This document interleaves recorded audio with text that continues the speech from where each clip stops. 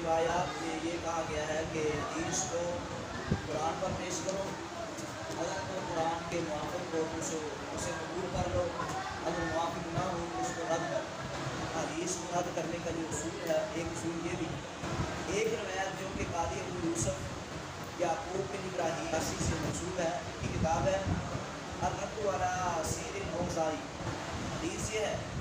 قال حدثنا ابن ابی کریمۃ عن ابی جعفر عن رسول اللہ صلی اللہ علیہ وسلم۔ ابو جعفر سے مروی ہے رسول اللہ صلی اللہ علیہ وسلم سے، وہ بیان کرتے ہیں کہ انہ دعا الیہود، نبی صلی اللہ علیہ وسلم نے یہودیوں کو بلایا، فسالہم، تو آپ نے ان سے سوال کیا، فحدثوہ حتی قدموا علی عیسیٰ علیہ السلام، تو انہوں نے کچھ حدیثیں بیان کی اور انہوں نے سیدنا عیسیٰ علیہ السلام پر نا جھوٹ بولا۔ فسعید النبی صلی اللہ علیہ وسلم، آقا علیہ السلام ممبر پر چڑھے، فخطب الناس، نبی صلی اللہ حدیث سیفشع انی فما آتاکم انی، تو نبی صلی اللہ علیہ وسلم نے فرمایا کہ حدیث مجھ سے بیان کی جاتی ہے اور جو میں تم کو دوں اور میری طرف سے ہو،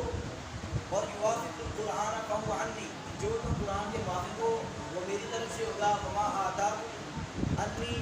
اور جو میں تم کو دوں اور میری طرف سے ہو، یخالف القرآن، اور قرآن کے مخالف ہو، فلیسا منی انی، تو میری طرف سے نہیں۔ یہ اس کتاب کے صفحہ نمبر 24 اور 25 میں روایت موجود ہے۔ اس روایت کی بنا پر انہوں نے کہا کہ قرآن کے مخالف جتنی بھی احادیث آئیں گے ہم ان کو رد کریں۔ سب سے پہلے جو میں جواب دینا چاہتا ہوں وہ یہ ہے، یہ روایت ہی سند ضعیف روایت کو اپنی دلیل بنا کر صحیح روایات کو رد کرنا، یہ بہت بڑی جہالت کی بات ہے۔ منکرین حدیث کے نزدیک حدیث حجت نہیں۔ ہم کہنا چاہتے ہیں کہ آپ کے نزدیک حدیث حجت نہیں، تو پھر آپ حدیثوں کو رد کرنے کے لیے حدیث کو بیان کریں۔ دوسرے نمبر پر بعض منکرین حدیث کے نزدیک خبر واحد حجت نہیں، تو یہ خبر واحد کی بنا پر صحیح حدیث کو رد کیوں کیا جا رہا ہے؟ آپ کی یہ دلیل ہی نہیں بن سکتی۔ تو ہم کہنا چاہتے ہیں کہ یہ روایت بھی بالکل صحیح اور بلکہ صحیح نہیں ہے، موضوع ہے، کیونکہ اس روایت میں ابو جعفر،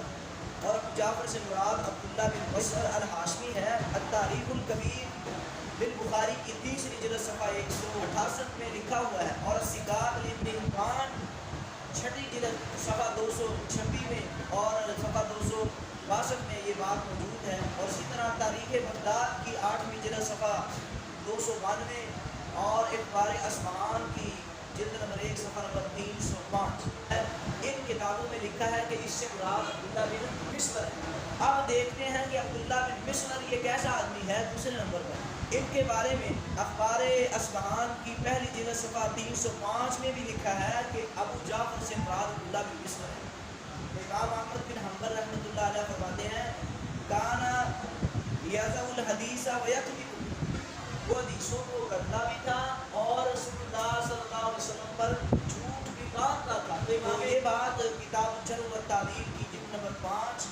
اور صفحہ نمبر 169 میں موجود ہے۔ اور امام ابن حبان رحمۃ اللہ علیہ فرماتے ہیں کہ اسی کا راویوں سے موضوع روایتیں کرتا اور تھوڑی روایتیں بیان کرنے کے باوجود بے اصل مرسل روایتیں بیان کرتا،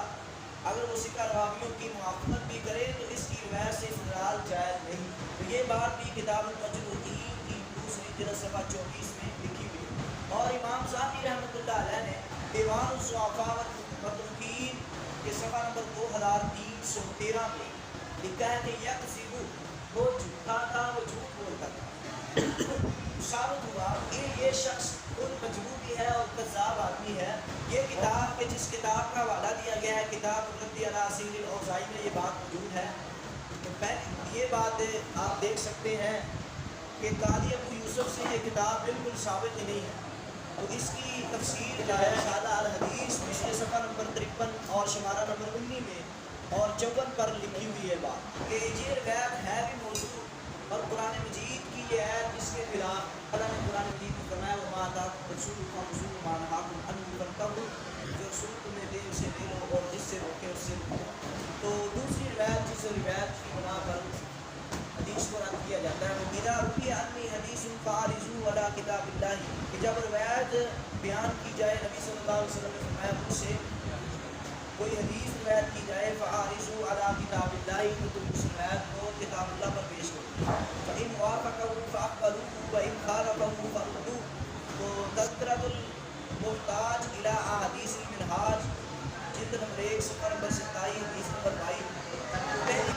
کہ جس طرح وہ روایت موجود تھی یہ روایت تمام طرح موضوع اور صحیح ہے، کیونکہ امام تطاوی رحمۃ اللہ علیہ نے معالم السنن میں یہ بات لکھی ہے،